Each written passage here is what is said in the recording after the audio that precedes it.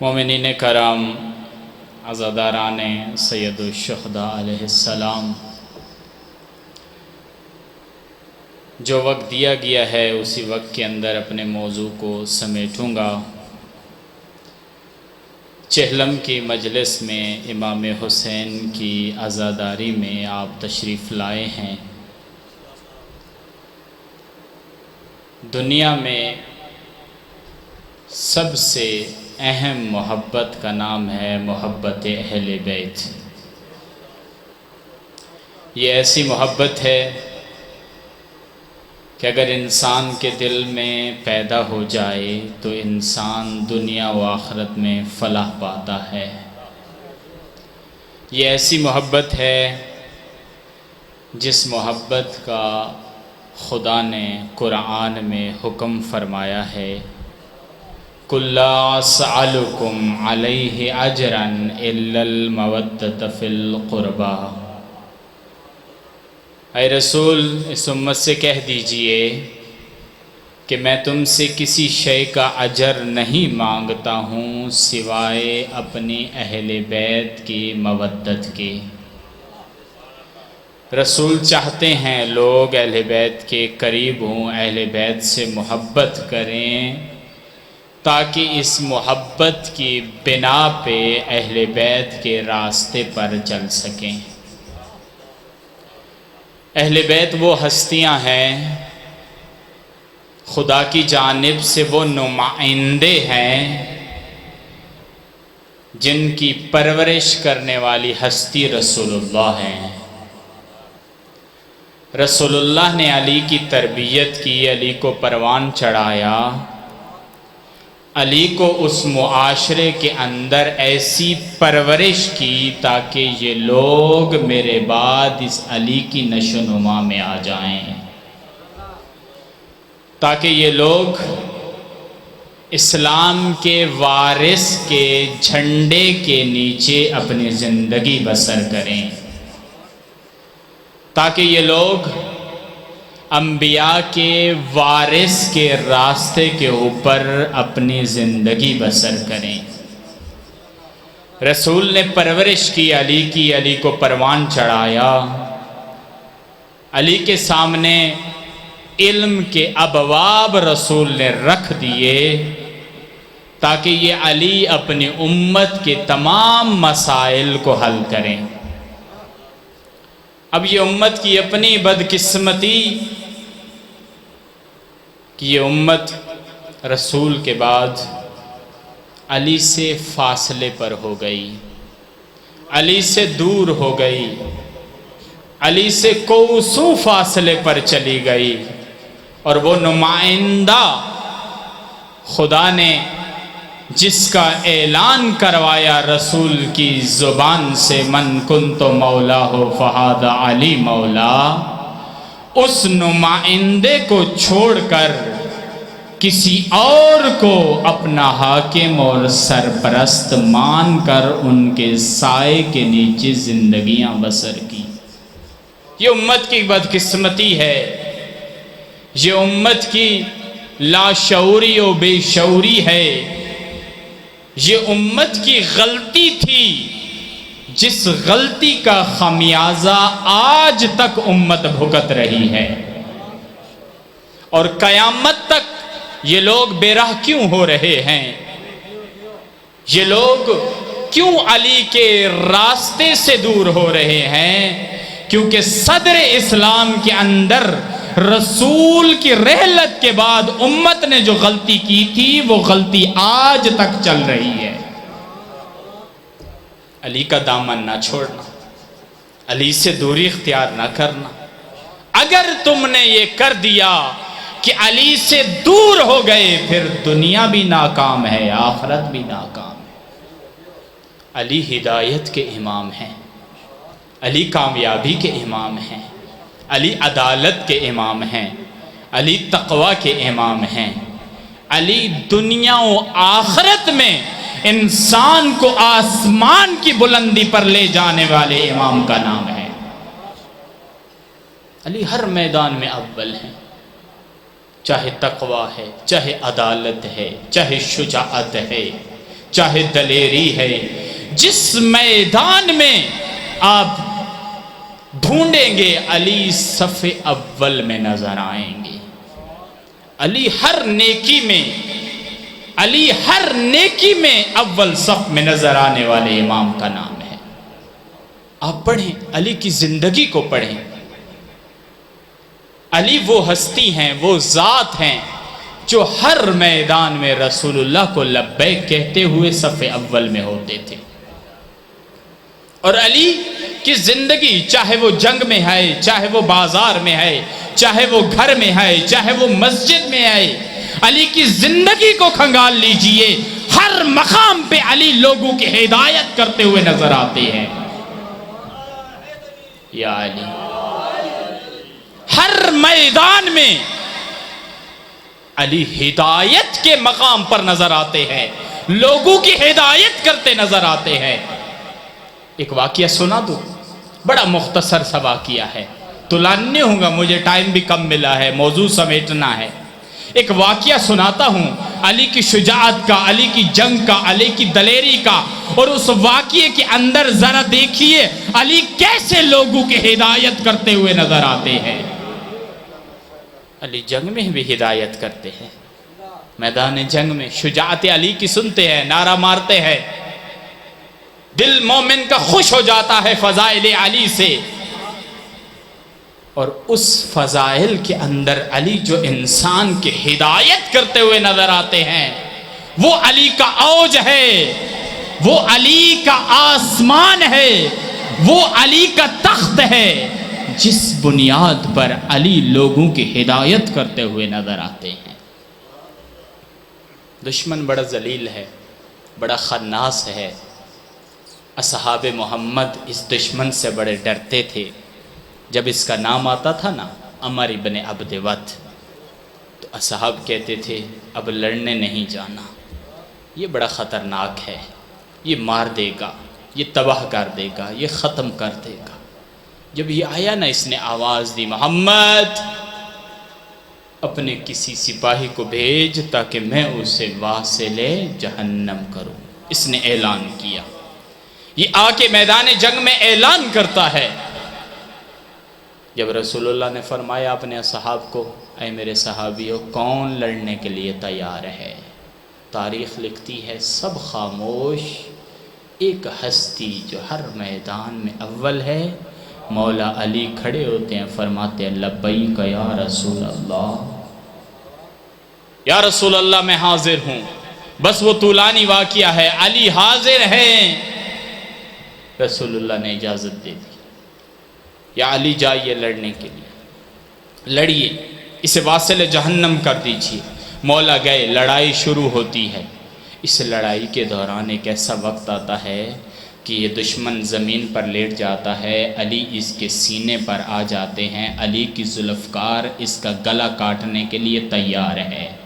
توجہ کیجئے گا، علی کی ذوالفقار، علی میدان جنگ میں ہے، علی لڑ رہے ہیں، علی کی شجاعت ہے، علی کی دلیری ہے۔ میدان جنگ میں مولا کی تلوار ذوالفقار اس لعین کی گردن پر چلنے والی ہے کہ اس نے آخری حربہ کیا، کہتا ہے مرنے تو والا ہوں، جیسے تیسے اپنا غصہ نکال دوں۔ تاریخ نے لکھا ہے اس نے اپنا تھوک، اپنا لعاب علی کے چہرے کی جانب پھینکا، علی پر اپنا لعاب پھینکا۔ بس جو ہی اس نے اپنا لعاب پھینکا، علی نے اس کو نہیں مارا، اس کو واصل جہنم نہیں کیا، علی نے اس کو چھوڑ دیا، علی نے اس کو زندہ چھوڑ دیا۔ اصحاب دیکھ رہے ہیں، حیران ہیں، اتنا خطرناک دشمن۔ علی اس کی گردن پر اپنی تلوار پکڑ کے اس کو چھوڑ دیتے ہیں۔ کیا ہو گیا ہے علی کو؟ کیوں نہیں مارا علی نے اس کو؟ کیوں واصل جہنم نہیں کیا؟ جب چھوڑا نا، علی ٹہلے، میدان جنگ میں علی ٹہل رہے ہیں، دیکھ رہے ہیں یہ اصحاب، علی ٹہل رہے ہیں۔ کچھ وقت کے بعد مولا علی نے پھر سے اس کے اوپر حملہ کیا اور ایسی کاری ضربت لگائی کہ اس کو واصل جہنم کر دیا۔ اب جب علی پلٹے نا تو اصحاب نے پوچھا، یا علی کیا ماجرا تھا؟ آپ نے اس کو چھوڑا اور پھر وقفے کے بعد پھر اس کو مار دیا۔ اب علی کی جنگ دیکھیے، علی کی جنگ میں کیسے لوگوں کی ہدایت ہے۔ مولا نے فرمایا میں اللہ کی عبودیت کی خاطر، خدا کی رضا کی خاطر جنگ کر رہا تھا، میں اللہ کی عبادت کی خاطر تلوار چلا رہا تھا، میں اللہ کی عبادت کی خاطر دشمن پر وار کر رہا تھا، لیکن اس نے اپنا لعاب میرے چہرے پر پھینکا۔ جب اس نے لعاب پھینکا تو میں اللہ کی عبادت کرتے ہوئے اس عبادت میں علی کا غصہ شامل ہو گیا، علی کی رضا شامل ہو گئی۔ بس علی نہیں چاہتا کہ اللہ کی عبادت میں علی کی رضا آ جائے، علی کا غصہ آ جائے۔ جب علی کا غصہ ٹھنڈا ہو گیا پھر علی نے اللہ کی عبادت کی خاطر اسے واصل جہنم کر دیا۔ یا علی چاہتے ہیں کہ فقط اللہ کی عبودیت کی خاطر قدم اٹھایا جائے۔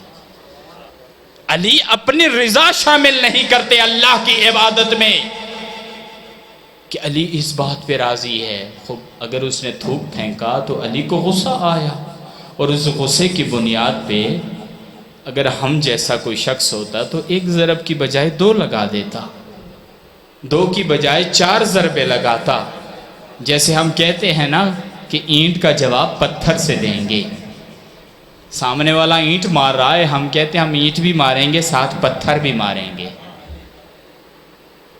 مولا علی فرما رہے ہیں میں فقط اللہ کی عبودیت کی خاطر جنگ کر رہا ہوں، لیکن اس جنگ کے دوران، اس عبودیت کے دوران اس نے جب تھوک پھینکا تو اس تھوک پھینکنے سے علی کو غصہ آیا۔ علی نہیں چاہتے خدا کی عبودیت میں علی کا غصہ شامل ہو جائے۔ یہ ہدایت کا امام ہے، یہ امام ہے جو ہر میدان میں امت کی ہدایت کر رہا ہے، ہر میدان میں، چاہے وہ جنگ ہے، چاہے وہ بازار ہے، چاہے وہ گھر ہے، چاہے وہ مسجد ہے، چاہے وہ منبر ہے، ہر میدان میں علی لوگوں کی ہدایت کرتے ہوئے نظر آتے ہیں، ہر میدان میں اول ہے۔ اسی لیے رسول نے فرمایا کہ اے لوگو علی کا دامن نہ چھوڑنا، علی سے دوری اختیار نہ کرنا۔ فرمایا عمار اگر تم دیکھو کہ دنیا کسی اور راستے پر جا رہی ہے، بس تم علی کے راستے کو ہرگز نہ چھوڑنا، تم علی کے راستے پر چلنا، چاہے پوری دنیا کسی اور راستے پر چلی جائے، تم راہ علی پر قائم رہنا، تم راہ علی کے اوپر مستقیم رہنا۔ پھر یہی عمار تھے جس کے بارے میں رسول اللہ نے فرمایا تھا اے عمار آپ کو ایک باغی گروہ قتل کرے گا، آپ کو قتل کرنے والے باغی ہیں، آپ کو قتل کرنے والے لعین ہیں، آپ کو قتل کرنے والے بدکار ہیں۔ پھر لوگ انتظار میں تھے، امت انتظار میں تھی، کون ہے وہ جو باغی ہوگا، کون ہے جو باغی بن کے عمار یاسر کو قتل کرے گا۔ لوگ انتظار میں تھے، پھر وقت نے بتا دیا کہ کون سا گروہ ہے جو عمار یاسر کو قتل کر رہا ہے۔ اس گروہ کے بارے میں واضح ہو گیا، اور یہ حکومت بڑی خطرناک تھی۔ بنو امیہ کی حکومت کے مظالم اگر تاریخ میں آپ پڑھ لیں حیران ہو جائیں گے، اس قدر مظالم ہیں ان کے، اس قدر کہ انہوں نے اسلام کو سائیڈ پہ لگا دیا، ایک طرف لگا دیا انہوں نے اسلام کو، دین کا خاتمہ کرنے کے لیے تیار تھے۔ بنو امیہ انتہائی خطرناک،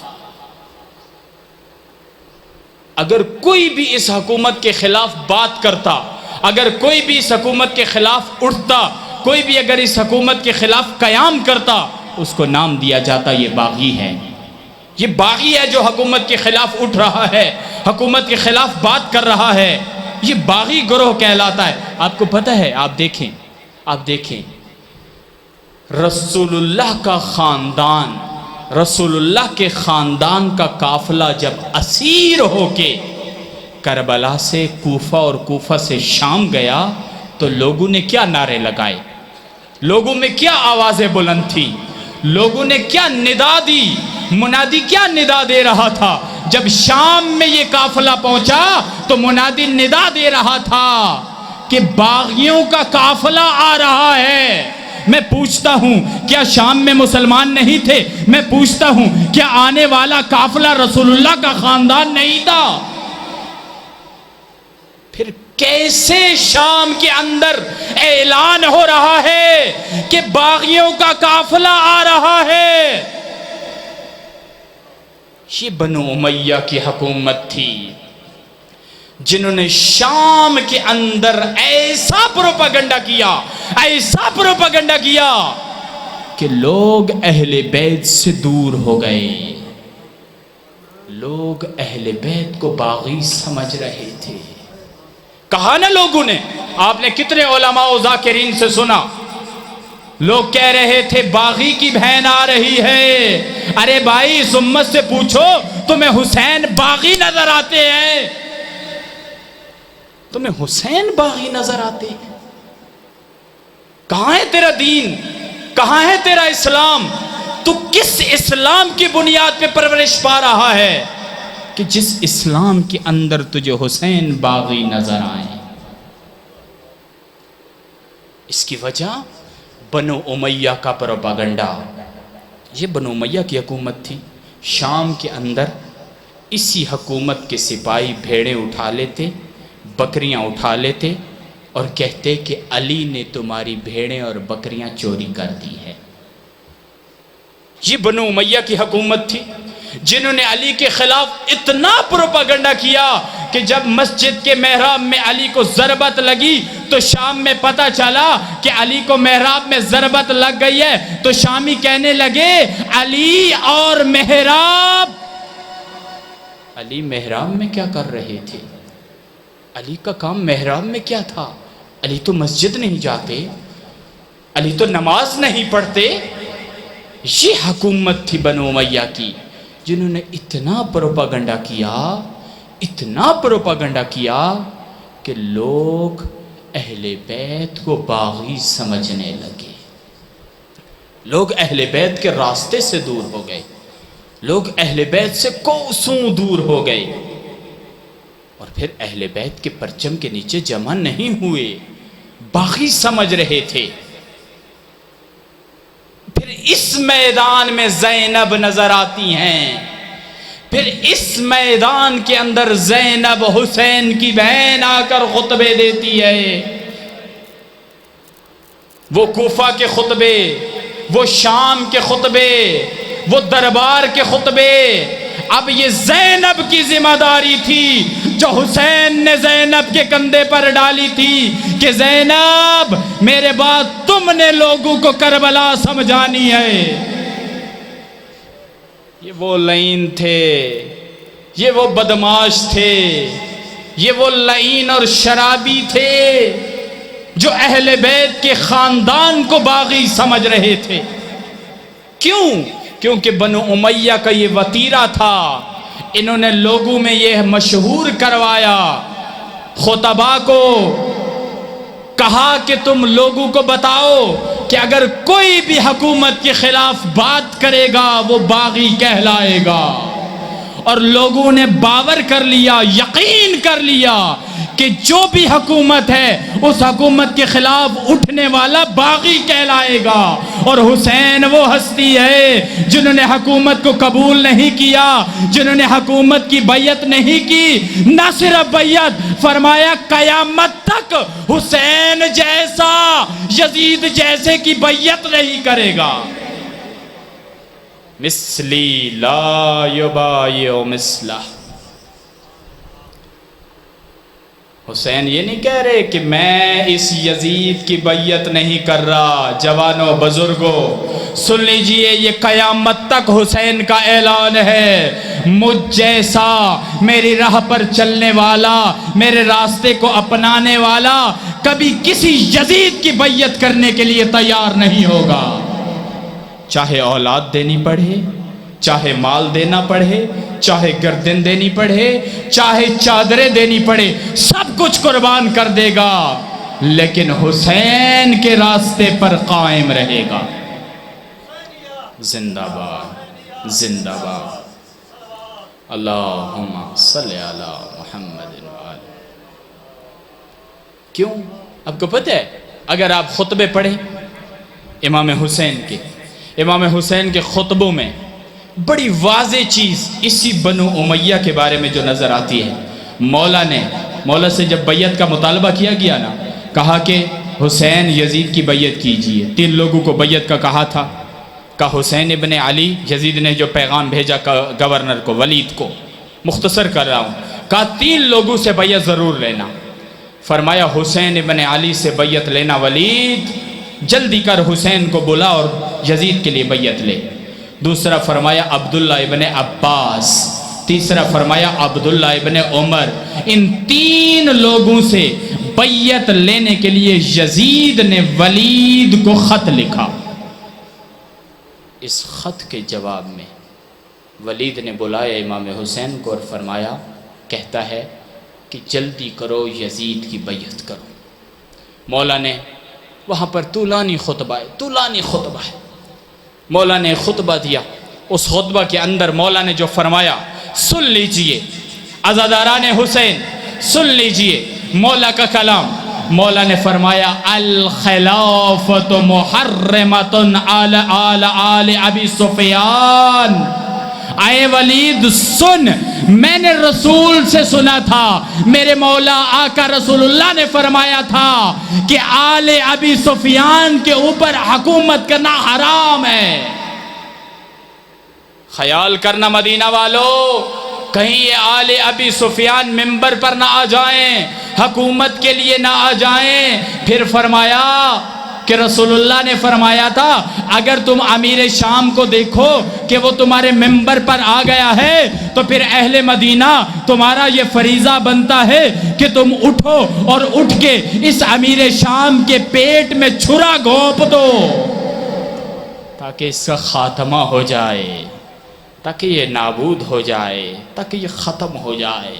اور اگر ایسا نہ کیا اہل مدینہ نے، اگر یہ عمل نہ کیا اہل مدینہ نے تو پھر کیا ہوگا؟ رسول اللہ فرما کے گئے تھے، رسول اللہ نے فرمایا تھا اگر امیر شام کو حکومت سے نہ روکا گیا تو پھر یاد رکھو اہل مدینہ، یزید تمہارا حاکم بن جائے گا، یزید حکومت پر آ جائے گا، یزید تخت پر آ جائے گا، پھر یزید حاکم بن جائے گا تمہارا۔ پھر اس سے جان چھڑانے کی کوشش کرو گے، نہیں چھڑا سکو گے۔ حسین کا قیام تھا، حسین اٹھے ہیں، قیام کر رہے ہیں، حسین بلا رہے ہیں لوگوں کو، آؤ میری راہ میں آؤ، میرے راستے میں آؤ، مدینہ والے آؤ، کوفہ والے آؤ، مکہ والے آؤ، حجاز والے آؤ، سب آؤ میرے قافلے میں آ جاؤ۔ حاجیوں کو فرمایا تم حج چھوڑ دو، حسین کے ساتھ کربلا چلو۔ کوئی نہیں آئے، تیار نہ ہو۔ 72 اصحاب کوئی بڑی تعداد تو نہیں ہے جن کو حسین لے کے کربلا پہنچے۔ 72,000 مدینہ میں تھے، 72,000 کوفہ میں تھے۔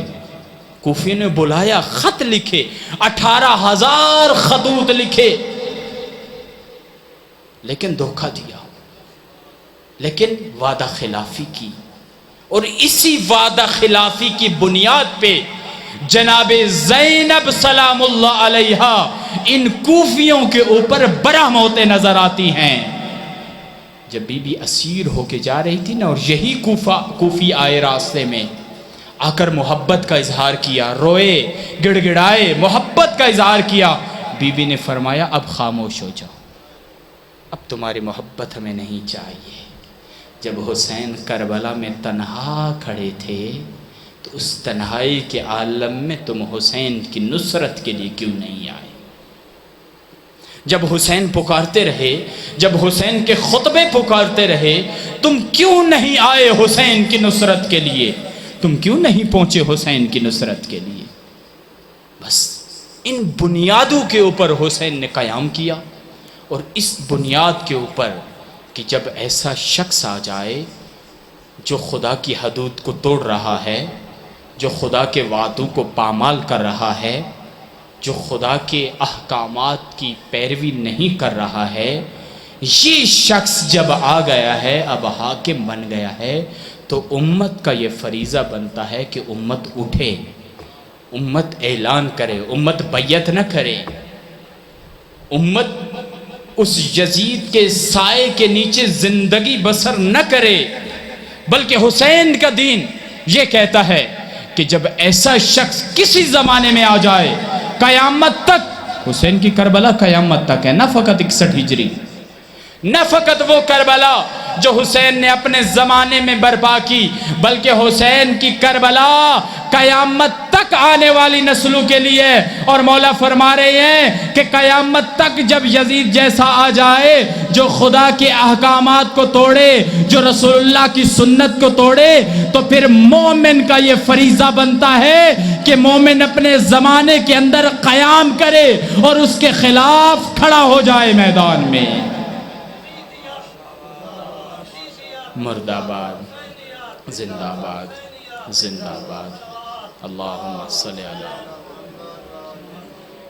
حسینیوں کا یہ فریضہ بنتا ہے کہ وہ اٹھیں، میدان میں اتریں، کیونکہ حسین کا درس یہ ہے کہ اب جان نہیں بچانی، اب جان فدا کرنی ہے، اب زندگیاں نہیں بچانی، اب زندگیاں ایثار کرنی ہیں، اب مال نہیں بچانا، اب مال فدا کرنا ہے، اب سب قربان کر دو، کیونکہ حسین کی راہ کو زندہ رکھنا ہے۔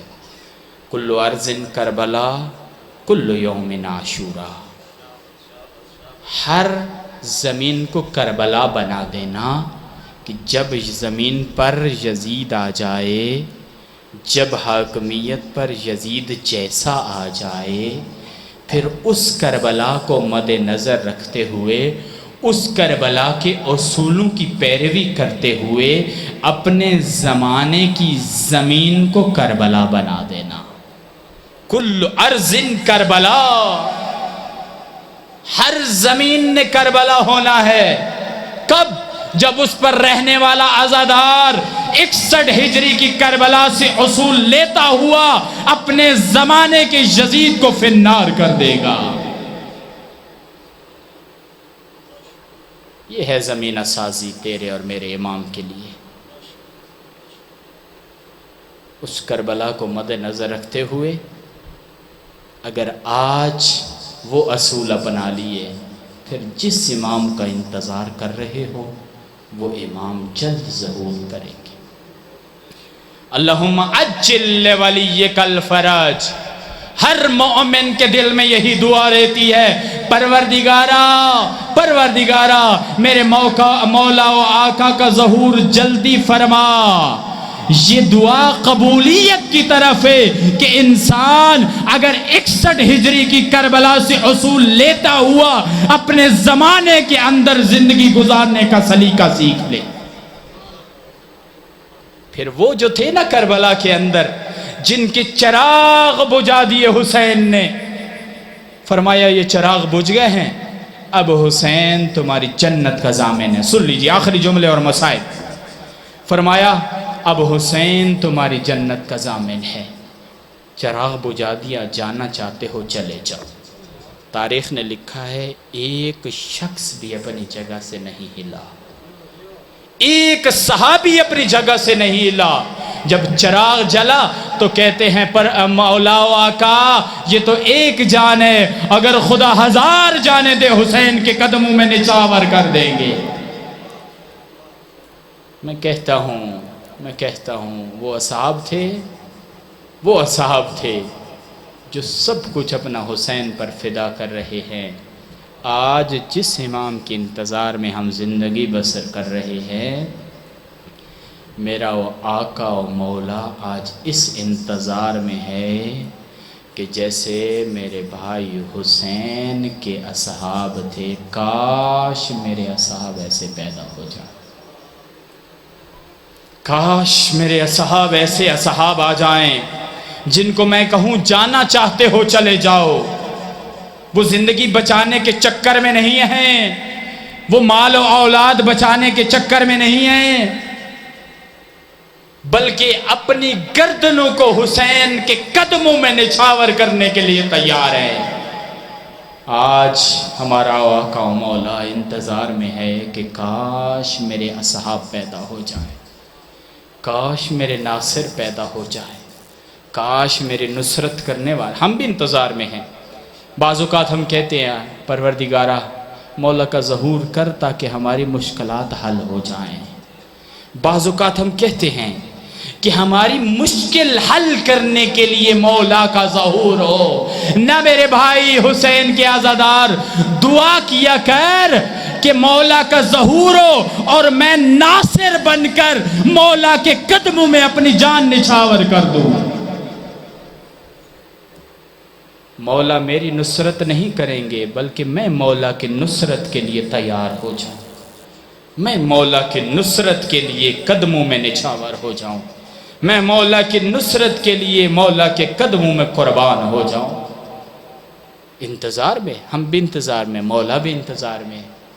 وہ صدا، آخری جملے، وہ صدا جو آپ کے اور میرے مولا حسین نے کربلا کے میدان میں دی تھی، حل من ناصر ینصرنا، حل من ذاب یذب عن حرم رسول اللہ. فرمایا کوئی ہے جو حسین کی نصرت کرے.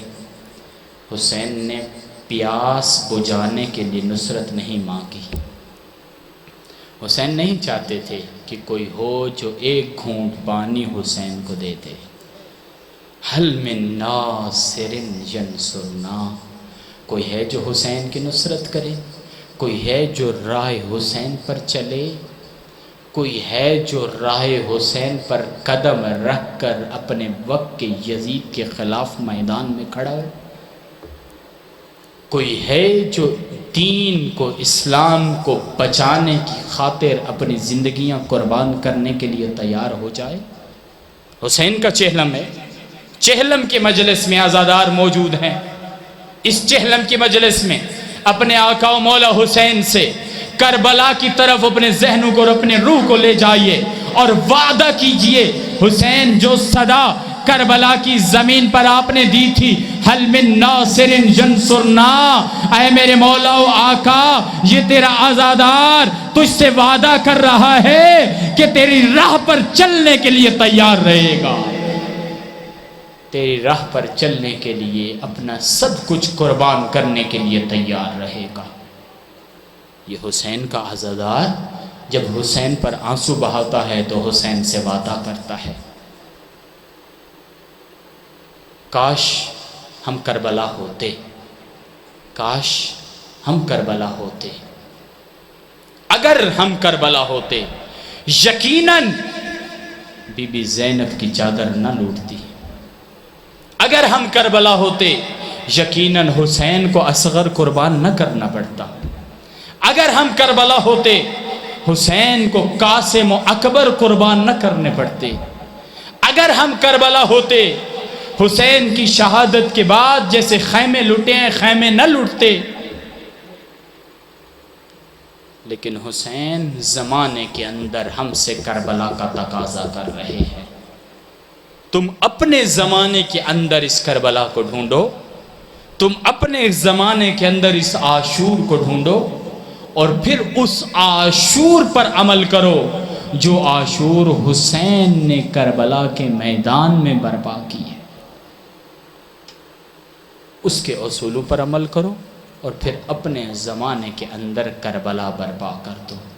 جب تم تیار ہو جاؤ گے کہ اپنے زمانے میں کربلا برپا کر دو، پھر جس مولا و آقا کے انتظار میں زندگیاں بسر کر رہے ہو، خدا اس ولی کو، اس اپنے مولا و آقا کو حکم دے گا کہ اب تیرا وقت آ چکا ہے کہ تو اپنے عزاداروں میں ظہور کر لے.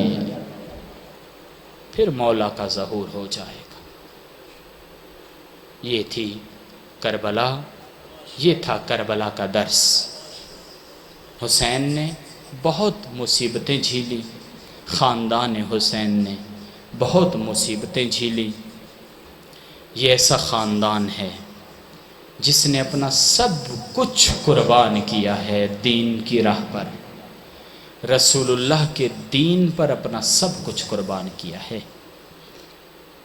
4 ودا ایسے ہیں عزاداروں، 4 ودا ایسے ہیں جو اہل بیت کے ودا ہیں اور سخت ترین ودا ہیں.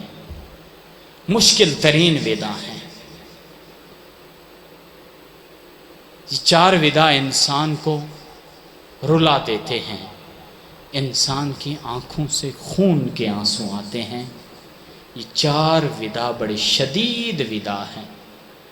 پہلا ودا تاریخ نے لکھا ہے، جب حسین کربلا کے لیے تیاری کرتے ہیں اور حسین مدینہ چھوڑتے ہیں نا، تو حسین کے لیے رسول اللہ کی قبر کو ودا کہنا انتہائی مشکل تھا۔ حسین کے لیے ماں زہرا کی قبر کو ودا کرنا انتہائی مشکل تھا۔ حسین کے لیے آسان نہیں تھا، میں نے اور آپ نے سن لیا، خوب سننا کتنا آسان ہے، لیکن حسین کے دل سے پوچھئے، مولا آپ نے نانا رسول اللہ کی قبر کو ودا کیسے کیا؟ آپ نے ماں زہرا کی قبر کو ودا کیسے کی؟ حسین نے کتنا گریہ کیا قبر پر آ کر۔ تاریخ کہتی ہے کہ مولا ایک رات میں 3 مرتبہ اس قبر پر آئے اور آ کر ودا کی۔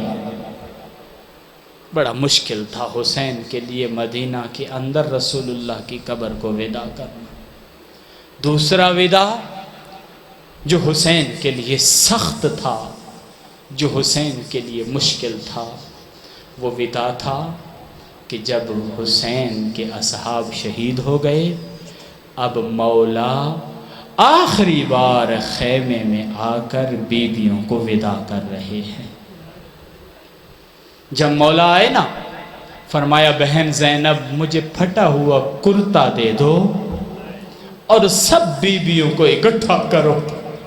یہ سننا تھا کہ سب بیویاں ایک خیمے میں آئیں، حسین کو الوداع کہہ رہی ہے، حسین کو خدا حافظ کہہ رہی ہے۔ اس خیمے کے اندر کربلا کی سرزمین پر ایک کوہرام مچا، بیویاں چیخو پکار کر رہی ہے۔ کوئی بیوی آ کر حسین کے ہاتھوں پر بوسہ دے رہی ہے، کوئی حسین کے سر پر بوسہ دے رہی ہے، کوئی حسین کے کندھوں پر بوسہ دے رہی ہے۔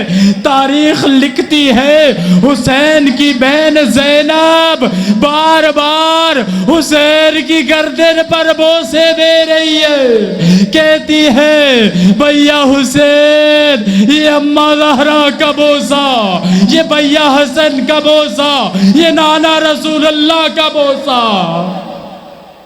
بڑا مشکل تھا حسین کے لیے کہ حسین بیویوں کو ودا کہہ کے میدان کربلا میں چلے جائے۔ نہ جانے کیسے ودا کیا ہوگا۔ جب ودا کر کے مولا باہر آئے نا تو اور اپنے ذوالجلال پر سوار ہوئے، اپنے گھوڑے پر سوار ہوئے۔ آپ کو معلوم ہے جب مولا نے ایڑ لگائی نا تو مولا کا گھوڑا چلا نہیں، کربلا کی طرف نہیں گیا، مولا کا گھوڑا زمین پر دیکھ رہا ہے۔ جب حسین نے نگاہ کی، نیچے دیکھا، حسین کی چھوٹی سی بچی حسین کے گھوڑے کی ٹانگ سے لپٹ کے کہہ رہی ہے میرے بابا کے گھوڑے، میرے بابا کو کربلا نہ لے جانا، میرے بابا کو کربلا نہ لے جانا۔ کربلا میں قاسم گئے واپس نہ آئے، کربلا میں اکبر گئے واپس نہ آئے، کربلا میں میرا بھیا اصغر گیا واپس نہ آیا۔ نہ جانے کیسے ودا کیا، نہ جانے کیسے ودا کہ مولا کربلا کی سرزمین پر گئے۔ تیسرا ودا جو اہل بیت پر بڑا مشکل ودا تھا، وہ تھا 11 محرم کو زینب کا اپنے بھائی کی لاش کو چھوڑ کے اسیر ہو کے چل۔ زینب کے لیے انتہائی مشکل تھا، دشوار تھا کہ حسین کی لاش کو چھوڑ کر اسیر ہو کے، قید ہو کے کوفہ و شام کی طرف سفر کرنا۔ 11 محرم ہوئی نا، جب اللعینوں نے حکم دیا، جب اللعین نے حکم دیا کہ اب قافلے کو تیار کیا جائے، اب بغیر پالانوں کے اونٹوں پر سوار کیا جائے اور قافلے کو روانہ کیا جائے۔ جب اس نے حکم دیا نا تو زینب علیہ جناب سجاد کے پاس آ کر فرماتی ہیں کہ سجاد بیٹا، آپ ولی ہیں، آپ امام ہیں، آپ کے حکم کے ہم تابع ہیں، بس ایک آپ سے درخواست ہے کہ ایک دفعہ ہمیں اپنی لاشوں کو وداع کرنے کی اجازت تو دلوا دو، اللینو سے ایک مرتبہ ہمیں اجازت تو دلوا کے دے دو۔ بس سجاد جاتے ہیں، اللینو کو کہتے ہیں کہ آخری مرتبہ شہیدوں کی زیارت کی اجازت دی جائے۔ 11 محرم کو قافلے کی روانگی سے پہلے جب اجازت ملی نا تو بیبیاں دوڑتے ہوئے اپنے شہید کے پاس جا کر لپٹ گئی اور گریہ کر رہی تھی۔ تو ایک راوی لکھتا ہے، کہتا ہے میں نے دیکھا کربلا کی سرزمین کے اوپر ایک مستور ہے جو لاش کے ٹکڑے اکٹھے کر رہی ہے اور کہہ رہی ہے اللہم تقبل منا ھذا القربان، پروردگارا زینب کی یہ قربانی قبول کرنا۔ مشکل تھا زینب کے لیے بھائی حسین کی لاش کو وداع کر کے کوفہ و شام کا سفر کرنا۔ چوتھا وداع سننا۔ چوتھا وداع کون سا وداع ہے؟ یہ وہ وداع ہے، روایت کہتی ہے، تاریخ کہتی ہے کہ وہ چہلم کا وداع ہے۔ ایک روایت کہتی ہے امام سجاد چہلم کے دن کربلا واپس آئے، ایک روایت کہتی ہے 1 سال کے بعد واپس آئے۔ جب مولا سجاد قید کاٹ کے دوبارہ کربلا پہنچے اور مولا کی قبر پر آئے تو تاریخ نے لکھا ہے مولا گریہ کرتے ہیں، آنسو بہاتے ہیں، خون کے آنسو حسین کی قبر پر بہاتے ہیں۔ ایک جملہ سید الساجدین نے فرمایا، عجیب جملہ ہے، رلا دینے والا جملہ ہے، جو حسین کی قبر پر لپٹ کر سید الساجدین نے فرمایا کہ مولا حسین، بابا حسین، میں قید کاٹ کے واپس آ گیا ہوں، میں آپ کی امانتوں کو لے کر گیا تھا، آپ کی امانتوں کو واپس لے کر آیا ہوں، لیکن حسین آپ کی امانتوں کے اندر ایک امانت موجود نہیں ہے۔ آپ کی چھوٹی سی بچی شام کے قید خانے میں، آپ کی چھوٹی سی یتیمہ شام کے قید خانے میں بابا بابا کہتی اس دنیا کو چھوڑ کے چلی گئی۔ الا لعنت اللہ علی قوم الظالمین۔